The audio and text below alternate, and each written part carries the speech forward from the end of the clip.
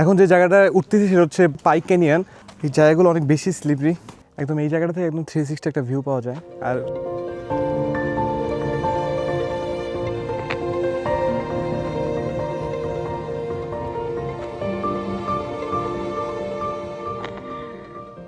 এই পাইক ক্যানিয়নকে প্রথম দেখায় উত্তর থাইল্যান্ডের একটি ভিউ পয়েন্ট মনে হইলো। এর পিছনে মেইন গল্প হচ্ছে এর ভূতাত্ত্বিক বিষয়। পাইক ক্যানিয়ন মূলত হাজার বছরের যে ইরোশন প্রসেসের মাধ্যমে এই জায়গাটা তৈরি হয়েছে, যে এর নরম মাটিগুলো আস্তে আস্তে ক্ষয় হয়েছে এবং ক্ষয় হওয়ার পরে এরকম সরু লাইন তৈরি হয়েছে যার মাধ্যমে এখন এই হাইটে যাওয়া যায়। এবং এই যে সরু রিচগুলো আছে সেগুলো হচ্ছে আসলে পাহাড়ের পুরনো অংশ আর কি, বা এগুলো হচ্ছে পুরোটা ক্ষয় হয়ে গেছে।